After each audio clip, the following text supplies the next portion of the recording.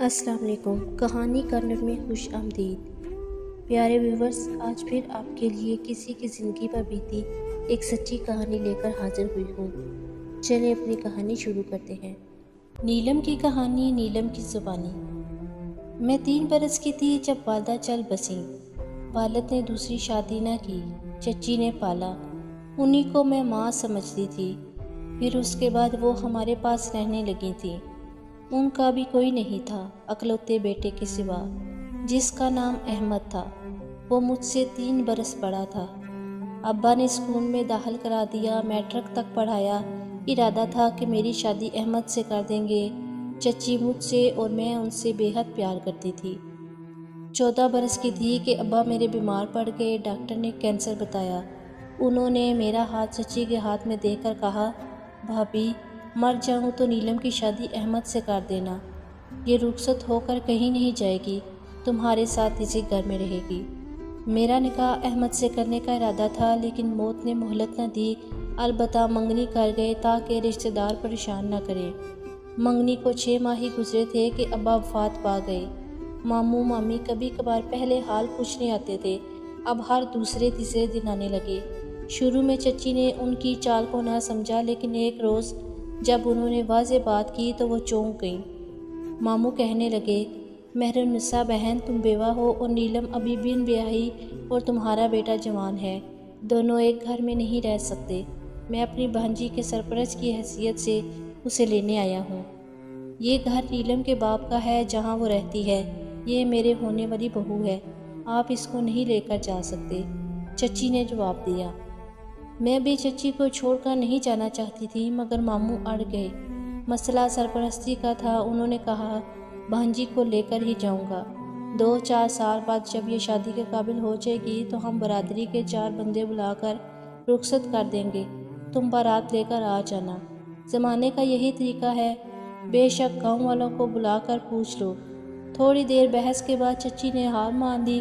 بیوہ ہونے کی وجہ سے وہ کمزور تھیں۔ سوچا اس سے پہلے کہ اللہ بخش فساد برپا کر دے، حالات سے سمجھوتا کرنا ہی بہتر ہوگا۔ وہ مجھ سے محبت کرتی تھی، تبھی جدا نہ ہونا چاہتی تھی، لیکن ماموں ممانی روب سے کام لے کر اپنے ساتھ لے گئے۔ مجھے بھی ان کے ساتھ چلنا پڑ گیا کہ چچی کے لیے مسائل پیدا نہ کرنا چاہتی تھی۔ ماموں کے گھر بالکل میرا دل نہیں لگا۔ ممانی عجیب مزاج کی تھیں، بیٹا ان سے 2 ہاتھ آگے تھا۔ دونوں کو ہی چاپلوسی پسند تھی، یہ میرے بس کی بات نہ تھی۔ عثمان کا اوچھے پن میں جواب نہ تھا، جبکہ شکل و صورت کا وہ اچھا تھا، لیکن مجھ کو ایک آنکھ نہ بھاتا۔ سوچتی تھی کہ اس مسخرے کے گھر میں کیسے رہ سکوں گی، میرا تو دم گھٹ جائے گا۔ عثمان جب سامنے آتا میں منہ پھیر لیتی، کہیں بھاگ کر نہ جا سکتی تھی۔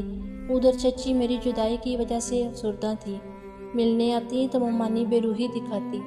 احمد کو ممانی نے اپنے گھر آنے سے روک دیا تھا کہ تمہارے آنے کی کوئی ضرورت نہیں ہے، گاؤں والے اعتراض کریں گے۔ وہ بیچارہ خاموش تھا، مقابلہ کیسے کر سکتا؟ مجھ سے رشتہ تھا، میری خاطر ترک تعلق نہ کرنا چاہتا تھا، لیکن ممانی کا یہ سوچا سمجھا منصوبہ تھا۔ ایک روز بہانے سے چچی کے ساتھ تو میں شروع کر دی۔ وہ گھبرا کر رونے لگیں تو ممانی بولی، مہرالنساء تم روز روز کیا کرنے آ جاتی ہو؟ لڑکی کو پریشان مت کرو، آرام سے گھر بیٹھو اور مناسب وقت کا انتظار کرو۔ اپنی اتنی ذلت پر وہ رو دیں۔ میرا بھی جب زیادہ جی گھبراتا چھت پر جا کر خوب روتی۔ اب سانس لینا بھی میرا دشوار ہو رہا تھا۔ ابھی روز و شب سے سمجھوتا نہ کر پائی تھی کہ ایک روز ماموں کچھ کاغذات لے کر آ گئے۔ بولے، ان پر انگوٹھا لگا دو، تمہارے ابا کی جائیداد تمہارے نام منتقل کروانی ہے۔ انہوں نے کاغذات طے کر کے میرے سامنے رکھ دیے اور میں نے انگوٹھا لگا دیا۔ یوں ماموں نے دھوکے سے دستخط لے کر قانون کی روح سے مجھے اپنے بیٹے عثمان کی زوجہ بنا لیا۔ مجھ کو اس کا علم نہ ہونے دیا۔ بے خبری میں میں ان کی بہو بن گئی۔ اس واقعے کے چند روز بعد ساتھ والے گاؤں میں شادی تھی۔ ممانی نے مجھے سرخ جوڑا پہنایا، وہ شادی والے گھر لے آئیں۔ قریب ہی ان کی بہن کا گھر تھا۔ رات کو 9 بجے بہن کے پاس لے آئیں اور مجھے ایک کمرے میں بٹھا دیا۔ اچانک نئے کپڑوں میں ملبوس عثمان کمرے میں آیا اور کسی نے باہر سے کمرے کا دروازہ بند کر کے کنڈی لگا دی۔ یوں اس کے ساتھ مجھے کمرے میں بند کر دیا گیا۔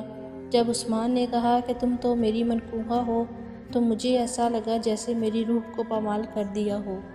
رو رو کر برا حال کر دیا۔ وہ زبردستی میرا شوہر بن گیا اور میرا منگیتر جس سے مجھے بے حد محبت تھی وہ مجھ سے چھن گیا۔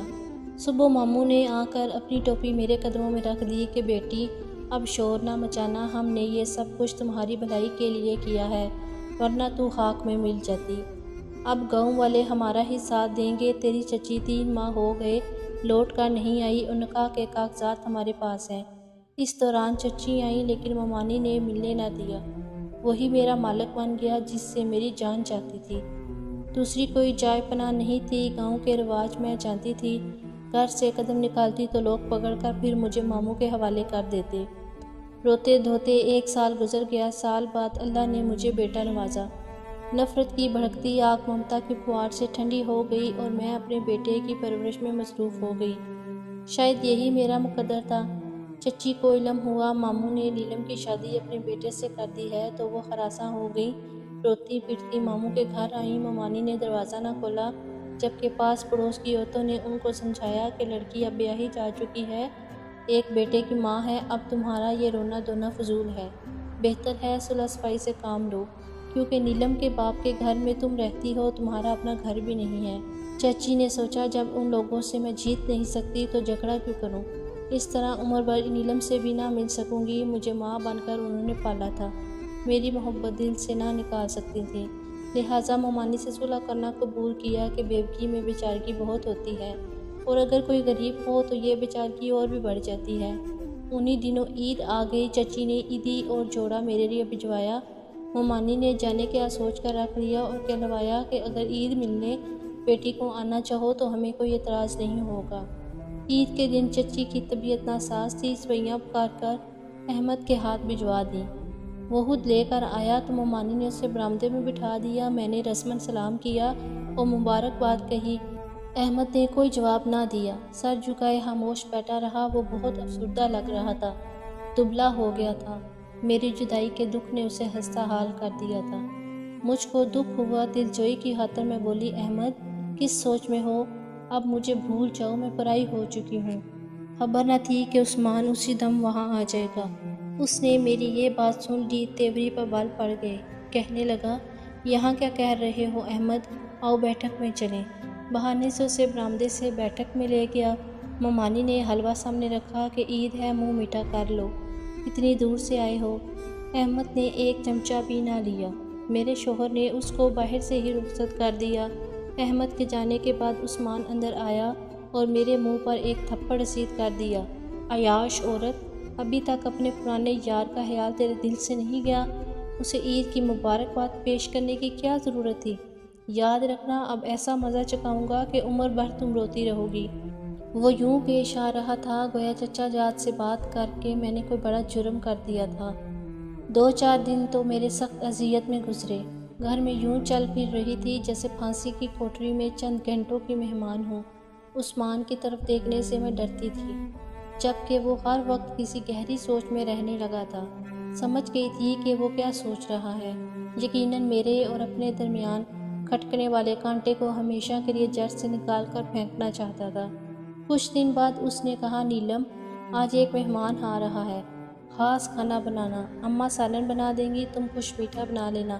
مجھ بدنصیب کو کیا معلوم تھا کہ یہ خاص مہمان جس کے لیے خاص کھانا بنوایا جا رہا ہے وہ احمد ہے۔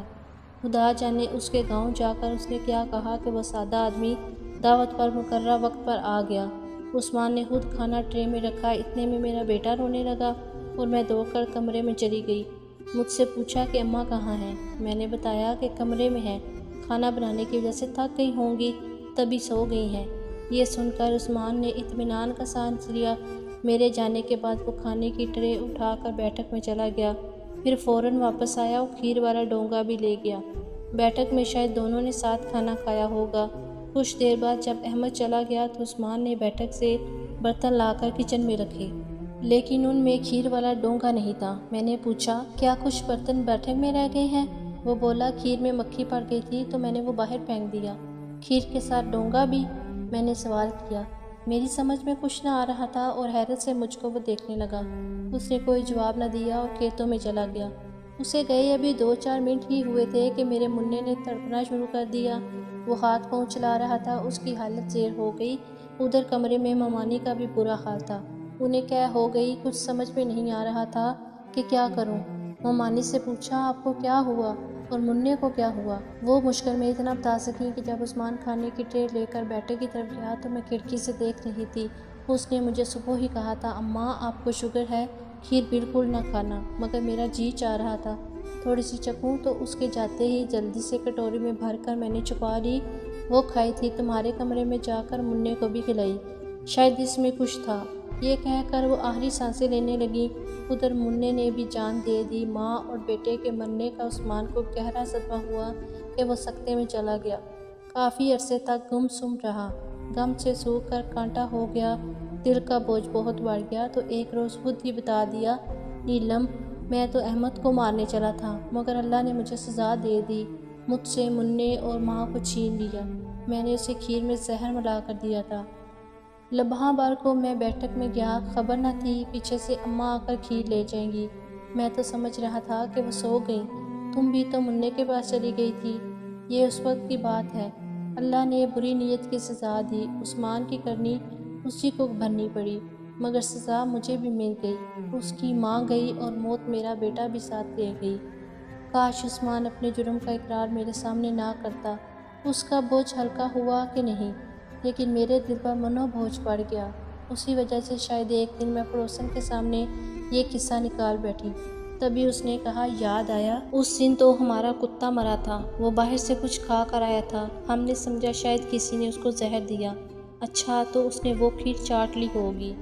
اس عورت کا میاں پولیس میں تھا، وہ اپنے کتے سے بے حد پیار کرتا تھا۔ اس نے کہا تھا اگر پتہ چل جائے کہ میرے کتے کو کس نے زہر دیا تو میں اسے گولی سے مار دوں گا۔ پولیس والے جب ایک دفعہ پیچھے پڑ جائیں تو جان نہیں چھوڑتے۔ ایک دن پولیس عثمان کو پکڑ کر لے گئی۔ تفتیش کے دوران اس نے اقرار کر لیا کہ اس کی نیت اپنے رقیب کو ختم کرنے کی تھی، مگر موت کی لپیٹ میں اس کی ماں اور بیٹا آ گئے۔ یہ راز بعد میں کھلا کہ احمد نے کیوں کھیر نہ کھائی۔ دراصل اس نے میری جدائی کے بعد یہ منت مانی تھی کہ وہ اس وقت تک میٹھے کو منہ نہیں لگائے گا جب تک میں اس کو حاصل نہ ہو جاؤں۔ میں اسے حاصل نہ ہو سکی اور اس نے عمر بھر میٹھا نہ کھایا، اور عثمان کو عدالت نے عمر قید کی سزا سنا دی، اور میں سہاگن ہو کر بھی بیوہ کی زندگی گزار رہی ہوں۔ ویورز، مجھے امید ہے کہ آپ کو ہماری آج کی کہانی پسند آئی ہوگی۔ اگر کہانی پسند آئی ہے تو اس کو لائک کیجئے، شیئر کیجئے اور کومنٹ سیکشن میں اپنی رائے کا اظہار لازمی کریں۔ اگلی کہانی تک اجازت دیجیے، اللہ حافظ۔